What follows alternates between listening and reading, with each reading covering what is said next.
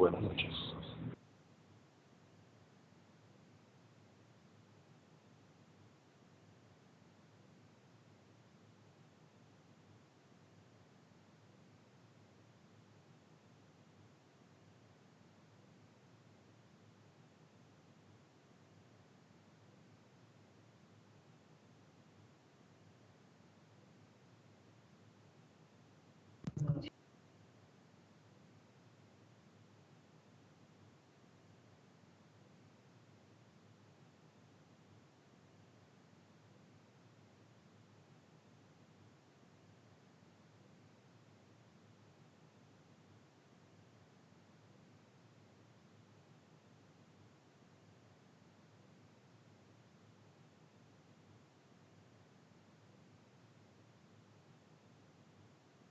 Ok. A ver.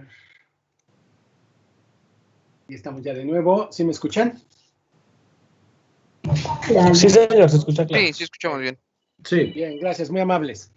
Entonces, vamos sobre este módulo 4. Ya se están cocinando por ahí los laboratorios. Vamos entonces sobre el tema de base de datos. Bueno, una de las cosas que tenemos que reconocer cuando nos metemos a trabajar en cómputo en la nube, jóvenes, es que, pues, en AWS, así, nosotros vamos a tener que, pues, conocer de diferentes tecnologías, ¿verdad? Aquí convergen tecnologías de diferente naturaleza. Por ejemplo, ya hablamos del almacenamiento, hablamos de la capacidad de cómputo, ¿verdad? Servidores, características de los servidores, máquinas virtuales. Hay que saber de bases de datos. Luego vamos a ver que hay que saber de programación, hay que saber de contenedores, hay que saber de sistemas de monitoreo, hay que saber de herramientas para la implementación de, pues, instalación de aplicativos y configuración. En fin, convergen muchas tecnologías. Entonces, hay que conocer de estas tecnologías. Y pues en el terreno de las bases de datos, pues tenemos que pensar, oye, cuando yo quiera implementar en una solución una base de datos, pues tenemos que hacer una selección de la base de datos correcta que queramos utilizar. Hay que pensar en términos de escalabilidad, ¿verdad? Es decir, cuánto throughput necesitamos utilizar para las operaciones de la base de datos y si es algo que tiene que incrementarse posteriormente y con qué velocidad se va a incrementar la capacidad de procesamiento de la base de datos. Tendremos que saber hasta dónde requeriríamos tener capacidad de almacenamiento en la base de datos, cuál es el límite que podríamos estar aspirando a manejar en la capacidad de almacenamiento, determinar la naturaleza y el tamaño de los elementos que se integren a las bases de datos. Hay diferentes tipos de bases de datos, entonces saber también esas características y también aspectos de garantías como la durabilidad, ¿verdad? El punto es de que existen varias bases de datos en el mercado y hay que tener, pues, algunos parámetros en base a los requerimientos del negocio para poder determinar cuál es el tipo de base de datos que queremos utilizar. Una primera decisión se puede basar en el tipo de base de datos. Podemos manejar bases de datos de tipo relacional y bases de datos de tipo no relacional. Aquí aparece una lista de ejemplos de ese tipo de base de datos relacionales y no relacionales. Cuando hablamos de una base de datos relacional, es una base de datos donde nosotros los datos los queremos almacenar, pues bajo una, diríamos nosotros, un esquema fijo, un esquema en donde definamos en un conjunto de tablas cuál es la información que queremos almacenar. Y entonces decimos que una base de datos relacional está conformada por varias tablas, donde cada tabla va a tener, pues, varios renglones, en donde cada renglón voy a guardar información de una entidad de la cual estoy haciendo yo referencia, y en cada renglón vamos a tener un campo, bueno, vamos a tener varios campos, y en donde cada campo yo voy a guardar un dato individual. El tener registros donde guarde información relacionada con una entidad y que están esos registros conformados por campos, pues nos lleva a definir un diseño totalmente claro, fijo, estático, en donde hay una estructura muy clara de qué información se va a guardar de cada entidad que yo esté describiendo con la base de datos. Y así entonces yo podría tener, como por ejemplo aquí en este slide, información que se vaya integrando a la base de datos relacional, en donde vamos a tener 3 tablas, ¿no? Por ejemplo, podríamos tener una tabla en donde está la información de un documento o de un libro que alguien creó. Y luego tener una tabla con la información personal del autor en términos, pues, en términos de sus cuentas bancarias. Y podemos también tener una tabla en donde tenemos toda la información de todo lo que ha vendido el autor de un libro y la ganancia que hemos tenido con eso. Entonces, aquí, por ejemplo, tengo 3 tablas y esas 3 tablas se ven relacionadas por un campo que se llama campo llave.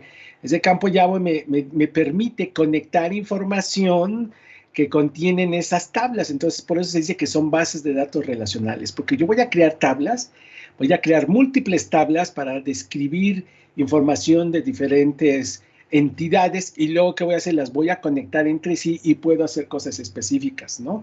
Puedo yo, por ejemplo, a través de esta relación que existe entre las tablas, saber que en la cuenta número tal, yo voy a tener que depositar una cantidad tal que está definida en esta tabla del lado izquierdo por la venta de un libro que hizo un autor tal. Y entonces nosotros podemos, con esa estructura que está bien definida, podemos establecer relaciones complejas con una base de datos relacional.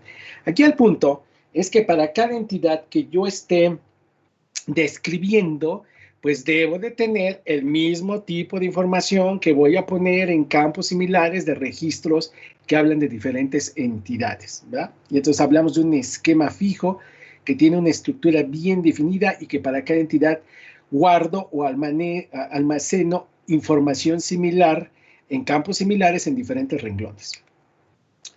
Esas bases de datos relacionales, pues entonces van a tener un esquema muy estricto, requiere un esquema muy estricto de reglas de qué datos se van a incluir y cómo se van a relacionar entre sí. ¿Ok?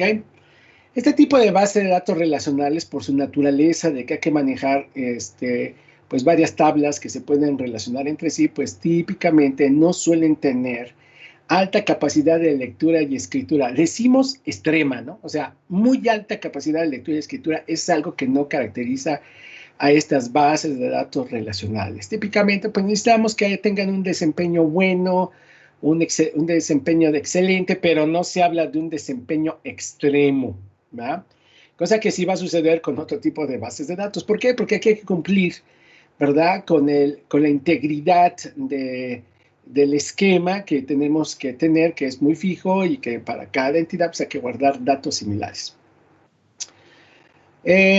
Si nosotros no tenemos un requerimiento de un desempeño sumamente extremo, puede ser que una base de datos relacional pueda ser la mejor opción, ¿verdad? Eso es lo que nos asegura aquí pues, este último párrafo. Una cosa que tenemos que tener en claro es que estas bases de datos de tipo relacional pues existen de tipo comercial y tipo no comercial, o sea, de open source, ¿ok? Y entonces, bueno, pues también tendremos que seleccionar la naturaleza de esa base de datos. Típicamente, nosotros hacemos consultas a estas bases de datos utilizando pues el SQL, ¿verdad? Que es un lenguaje de consulta estructurada, el Structured Query Language. Entonces se dice que todas las bases de datos de tipo relacional pueden ser susceptibles de ser manipuladas y de ser consultadas a través de instrucciones muy sencillas de tipo SQL, ¿verdad? Eso es lo que podemos decir en términos generales. En una base de datos no relacional las cosas cambian. Aquí nosotros no tenemos una estructura fija en donde para cada identidad estemos manejando exactamente la misma información o campos, ¿verdad? Por ejemplo, aquí nosotros tenemos de un libro información que se maneja en un documento. Oye, pero cuando venga otro documento puede ser que no traiga todos los datos o la misma información del libro, puede ser que traiga datos adicionales o menos datos y entonces yo voy a poder crear una base de datos relacional de documentos donde cada documento puede tener elementos de información diferente. Si existe cierta información básica que pues nos ayuda a describir o a encontrar la información de estos documentos. En una base de datos relacional vamos a hablar que existen bases de datos que guardan documentos, bases de datos no relacionales que guardan pares de llaves, ¿verdad? Vamos a encontrar también bases de datos no relacionales de tipo gráfico.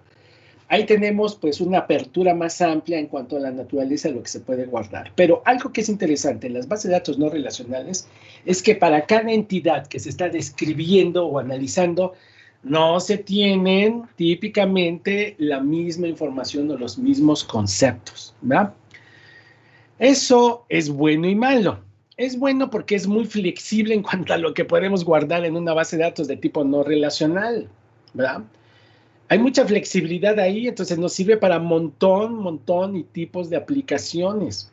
El punto es que como no tenemos una estructura única, uniforme y fija, bueno, pues entonces la forma en cómo se puede recuperar esa información pues está limitada. Tampoco vamos a poder hacer operaciones complejas como las que hacemos en las bases de datos usando instrucciones con SQL, en donde puedo hacer join o asociación entre los datos. En las bases de datos relacionales no se puede hacer eso. Típicamente están orientadas a que guarden la información y se recupere la información tal cual, quizás con algunos elementos que nos sirvan para identificar algún dato o algún concepto que está en la base de datos no relacional. Aquí nos dicen entonces que una base de datos relacional, si ustedes necesitan que tenga mayor desempeño, entonces esta se puede escalar horizontalmente. Ojo con eso. Aquí para preguntas del examen, tienen que saber que una base de datos relacional se escala verticalmente. Es decir, si yo voy a tener una base de datos como RDS, que al rato la vamos a ver, pues eso se va a implementar sobre cierta infraestructura de cómputo y cuando queramos tener mayor capacidad se tiene que escalar verticalmente, hay que meterle más memoria y más CPU a esa instancia de cómputo que estamos manejando. Una base de datos relacional se escala verticalmente. Una base de datos no relacional, dada su naturaleza, se escala horizontalmente. Es decir, si yo tengo una instancia de cómputo que está asociada a esa base de datos no relacional y necesito mayor capacidad de cómputo, entonces se vuelve a implementar otra instancia de cómputo similar. Entonces voy a tener un clúster de instancias de cómputo para soportar una base de datos no relacional y por lo tanto, tienen mayor desempeño. Se dice que vamos a tener un desempeño extremo con las bases de datos no relacionales. Entonces, las bases de datos no relacionales se escalan horizontalmente, ¿verdad?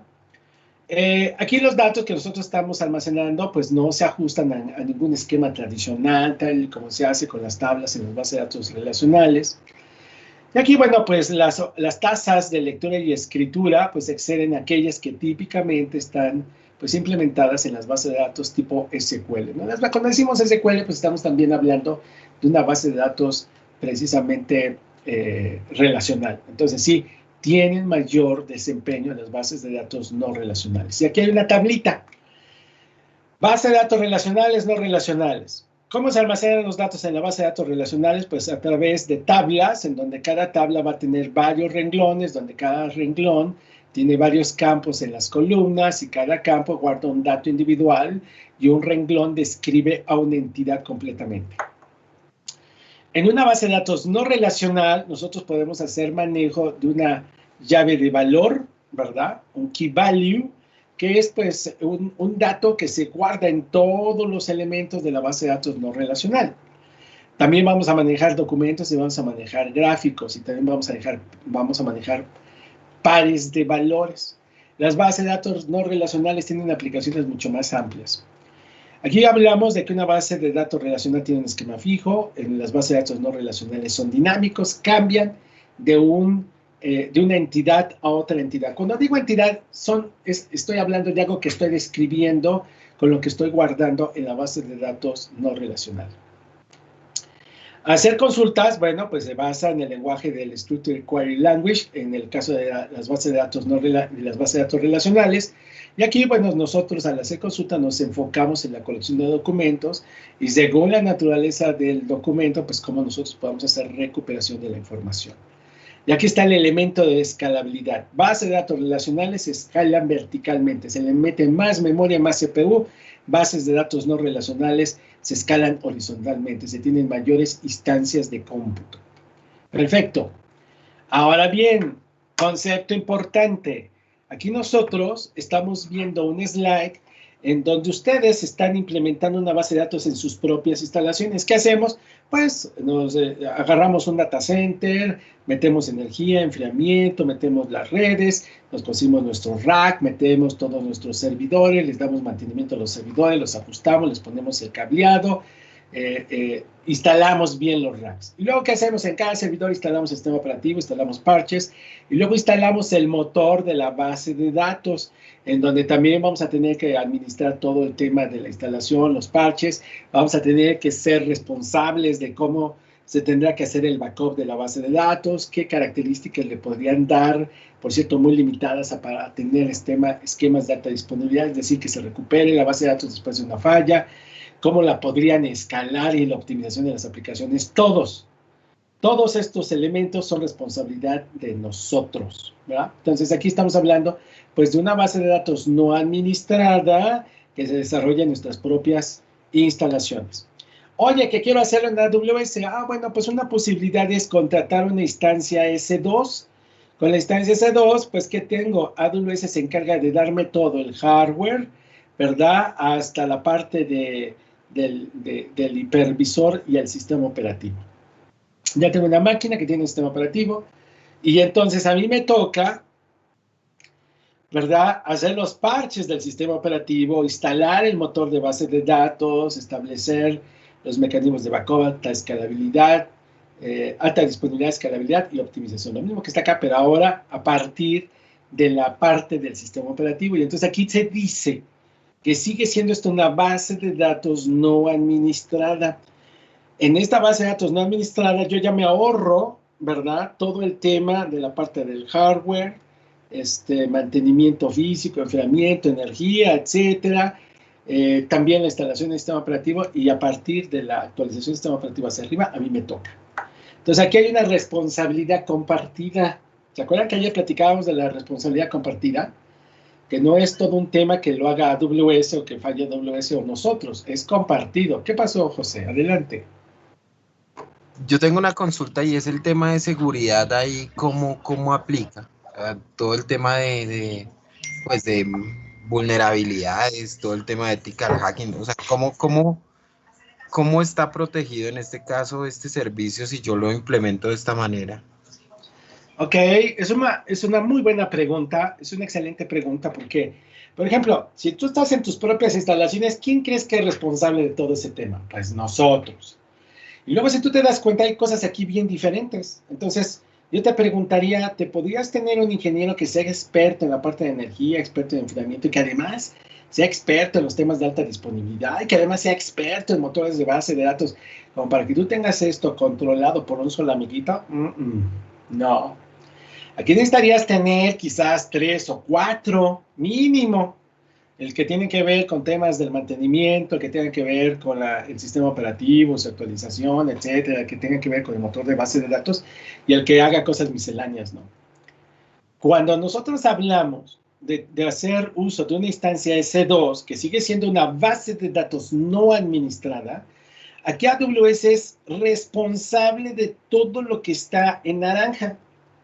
Y no solamente desde el punto de vista de la implementación y del servicio, sino también de la seguridad. Entonces, la seguridad física, el acceso a los servidores, quién hace manejo de los equipos de cómputo, quién conecta, etcétera, etcétera. Eso es responsabilidad de AWS. Tú no tienes que preocuparte por eso. AWS va a llegar hasta el sistema operativo. Y todos los temas de seguridad que tengan que ver en estas capas son problemas de AWS. ¿Pero qué crees? AWS tiene ejércitos de personas para cada uno de estos temas, gente especializada, ejércitos de personas. Entonces, en este segmento, aquí hasta la instalación del sistema operativo, nosotros aquí ya le está contratando una instancia S2, ya tenemos la ventaja que en este tramo, en estas capas, la responsabilidad se las estoy trasladando a AWS. Y aquí nos va a ir mejor que acá, definitivamente. ¿Por qué? Porque es el negocio de ellos. Y tienen ejércitos de personas especializadas en cada capa. Entonces, ya aquí ya tengo ventajas. Pero luego tú eres el responsable de actualizar el sistema operativo, de ver quién se conecta, quién tiene acceso a la aplicación de la base de datos, quién manipula la base de datos, quién le hace cambios al diseño de las características de la base de datos. Y aquí es donde podemos nosotros tener problemas de que no se controló bien el acceso, que alguien que estuvo manipulando el motor de base de datos no le sabía. Y entonces tenemos factores nosotros que pueden afectar nuestros servicios al ser responsables de estas capas. Entonces, la seguridad de arriba es tu problema. La seguridad de abajo es problema de AWS. Eso es lo que nos dice AWS, ¿verdad? Una pregunta, Arnulfo. En arquitecturas tradicionales, generalmente para hacer alta disponibilidad se utiliza cluster, bien sea Microsoft Cluster Services, Oracle RAC o cualquier otro. Esta infraestructura requiere, por ejemplo, almacenamiento compartido, red de Herbit. Entiendo que para lo que estás mostrando es infraestructura nativa de Amazon, pero digamos que yo quiero migrar o soportar cluster services de Microsoft.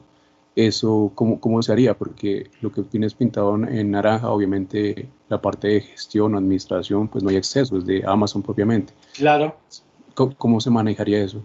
Pues mira, hay muchas cosas que tú no vas a poder replicar directamente en AWS, tal y como estás acostumbrado a verlo en tus propias instalaciones, porque tú en tus propias instalaciones tienes acceso a las capas inferiores.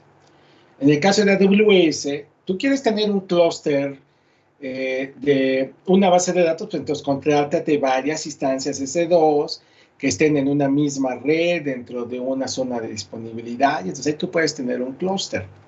Tú también puedes tener un clúster teniendo instancias S2 que estén en diferentes zonas de disponibilidad. Obviamente, tenemos que recorrer todavía cierto camino para que tú te des cuenta cómo podrías tener un clúster de instancias S2. Pero si tú puedes echar a andar un clúster teniendo instancias de cómputo, máquinas virtuales S2, ¿verdad? Como si fueran equipos físicos, entonces aquí también puedes recrear un clúster como los que estás acostumbrado, ¿verdad? Con Microsoft y con Oracle, porque tú vas a ser el encargado de implementar de la capa del sistema operativo para arriba, y si tú lo sabes hacer, y si puedes hacer con un equipo físico, entonces puede hacer también con instancias S2, ¿verdad? Incluso haciendo cosas mejores que las que podríamos hacer en nuestras propias instalaciones, porque en tus instalaciones, ¿qué vas a hacer? Vas a poner un clúster, pero el clúster está en un mismo edificio, en un mismo piso. El día que tengamos un evento de desastre ahí, que tocamos madera, pues entonces, ¿cuál alta disponibilidad, mi amigo?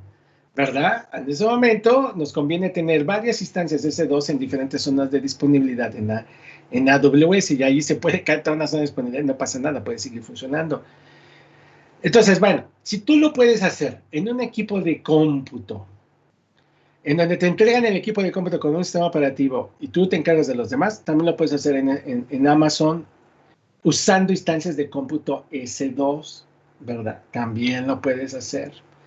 Te vas a encontrar con 2 o 3 detallitos en el camino, ¿verdad? Obvio, como por ejemplo una licencia que se ate al hardware de donde estás instalando la aplicación. Bueno, pues eso de que se ate a la instancia S2, que es una máquina virtual, pues es algo que te puede funcionar hasta en ciertos casos y en otros no.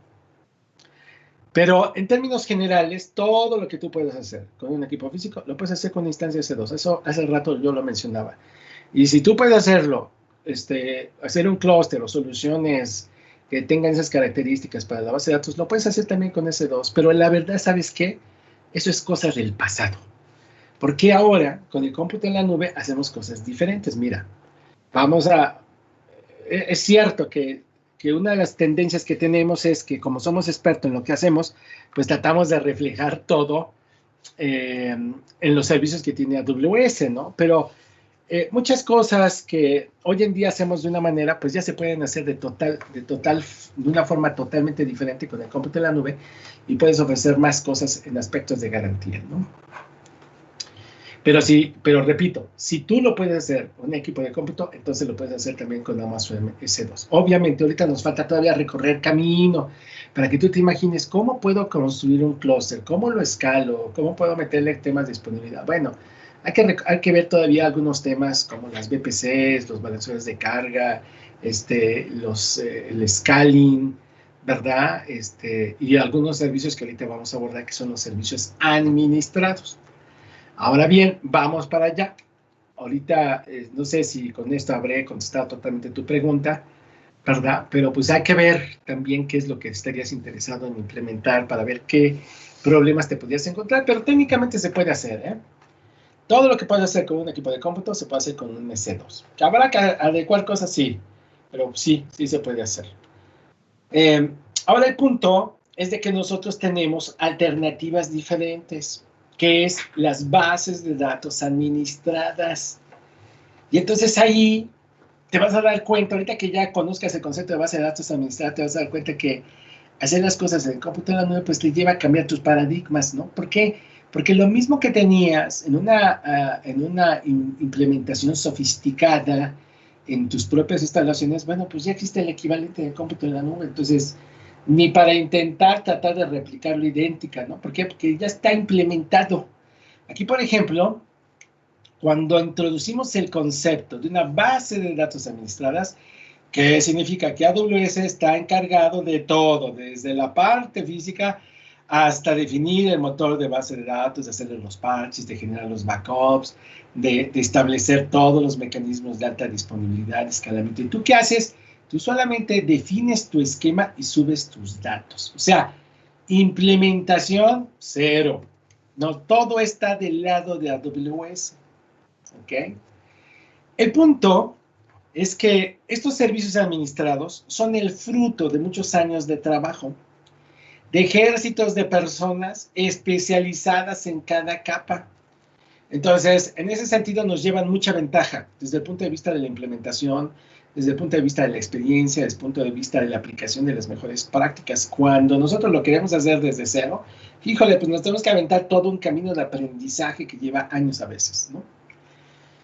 En este sentido, la primera ventaja de usar servicios administrados jóvenes es que hay mucha garantía de que eso jala perfecto, porque ha operado por mucho tiempo, ha habido involucramiento de muchos especialistas y hay ejércitos de personas en cada capa. Además, allá tienen toda la infraestructura del planeta, tienen capacidad para poner muchas instancias de cómputo o mucho software a operar para soportar los servicios. Entonces, cuando se habla de un servicio administrado, porque aquí es el ejemplo de una base de datos administrada, pero hay otros servicios que también son servicios administrados. Todos los servicios administrados son servicios en donde ustedes, ¿verdad?, no tienen que preocuparse por los temas de la implementación, por los temas de la configuración, ¿verdad? Y entonces ustedes simplemente pues configuran algunos elementos relevantes, pero toda la funcionalidad, el mantenimiento, el desempeño es tema de AWS. Además, típicamente suele ser más barato. Es decir, en vez de contratar instancias S2, donde yo voy a hacer A, B, C y D tareas, en donde yo tengo que irle metiendo varias cosas para asegurar que comience a funcionar eso, ¿verdad? En vez de hacer eso, bueno, pues aquí sale todo más barato. ¿Por qué? Porque tenemos implementaciones similares, con mucho volumen, implementando tecnología altamente probada, y eso hace que eso sea barato. Entonces, utilizar bases de datos administradas tiene la ventaja de utilizar soluciones que alguien ya trabajó por mucho tiempo, que están súper sofisticadas, súper pensadas, al menor costo. No hay manera de competirle a esto. No hay manera. El concepto es un concepto ganador y no hay manera de... O sea, que digan, no, pues yo me voy a implementar una base de datos ABCD con instancias de cómputo de dos. De aquí a que logras tener una experiencia, que llegas a hacer todas las pruebas, y no es porque no lo podamos hacer, todos nosotros somos capaces de muchas cosas, pero ¿qué crees? Ya nos llevan mucho camino recorrido, y con gente experta, etcétera. Entonces, mejor vamos a dedicarnos al negocio, ¿no? Y estas implementaciones de servicios de base de datos o cosas administradas tienen esa ventaja, que tú ya no te preocupas por eso. Tú mejor métete a los temas del negocio, a los temas del diseño de tus servicios, y entonces tienes concentración y te va mejor, ¿verdad? ¿Alguien levantó la mano? ¿Quién fue? ¿José o alguien por ahí levantó la mano? Sí, era una consulta, y es esas bases, ¿esos servicios son dedicados o son compartidos? No, tú los generas para tu propósito. Son servicios dedicados, aunque corren infraestructura que AWS sabe cómo la maneja, ¿no? Por ejemplo, tú entras a RDS y tú le vas a decir aquí, quiero una RDS con una instancia de cómputo tal. Entonces, esa es una máquina virtual que ya está todo construido a su alrededor para que tengas, pues, tu base de datos. O sea, es lo que está acá, es lo mismo que tienes tú aquí, o que tienes aquí, pero ya está todo controlado por AWS. Tú ya no le metes mano. Entonces, si tú vas a usar RDS, pues se va a crear una instancia de cómputo donde va a tener, pues, un sistema operativo, su parche, su motor de base de datos, todo lo que necesitas para que manejes tu base de datos. Es una instancia S2. Pero ya hecho a la medida de ellos para el servicio. Oye, ¿qué es un DynamoDB? Ah, pues son muchas, ¿no? Son muchas, pero son para tu consumo. Ok, o sea, en ese orden de ideas, la instancia es dedicada, pero la infraestructura, por decirlo de alguna manera, es compartida. Sí, ellos saben cómo la utilizan. O sea, lo que voy es que tú contratas un servicio de RDS y en el camino, pues realmente lo que estás haciendo es contratar una máquina virtual que tiene root, todo ya instalado, puesto, organizado, súper probado y que además, dependiendo del servicio que tú estés ocupando, pues puede tener réplicas operacionales, ¿no? De tal manera que se cae uno y el otro sigue funcionando. Entonces, tú lo tienes que considerar como un servicio, que cuando uno dice administrado, quiere decir que toda la responsabilidad está del lado de AWS. Dependiendo del servicio, pues puede haber, o sea, ciertas cosas especiales, ¿no? Por ejemplo, ahora que entremos a las VPCs, nos vamos a dar cuenta que hay servicios totalmente administrados, donde tú no te metes y que además que tienen alta tolerancia a fallas y que son escalables. Por ejemplo, un Internet Gateway. Un Internet Gateway es un elemento que se instala en una red para poder tener capacidad hacia el mundo externo, ¿va? ¿Qué pasa? Pues ese es un elemento escalable, es decir, no solamente es una pieza de software, sino es un conjunto de muchas instancias que están ahí para que en un momento dado que uno falle, el otro entra operativamente y nadie se da cuenta. Y además, pues trae sincronizada toda la información. Entonces, se habla de un servicio totalmente administrado y escalable. Entonces, hay cosas todavía superiores. En este caso, cuando digo que un servicio es administrado, quiere decir que AWS se encarga pues de todas las capas, ¿verdad? Se encarga de todas las capas, pero tú todavía, al momento de crearlo, tú cuando lo creas, le tienes que decir, por ejemplo, en una RDS, ustedes lo van a hacer ahorita, le tienes que decir qué instancia de cómputo quieres. Puedes meterle una instancia de cómputo de una familia mayor, una instancia de cómputo de una familia menor. Entonces, pero ya que lo definiste, ya que lo configuraste, ya es bronca de que funcione bien del lado de AWS, ¿no? Tenemos la mano levantada con Libardo. Adelante, Libardo. No te escuchamos, Libardo. A ver, John, es que Libardo ve qué onda con su micrófono. John, adelante. Yo tengo una pregunta, Arnulfo. ¿Cómo se cobra este servicio? Bueno, una base de datos se cobra, tiene varios elementos que hay que considerar, dependiendo de lo que estés haciendo. Una base de datos requiere una instancia de cómputo S2, entonces tienes un costo fijo por la instancia de cómputo.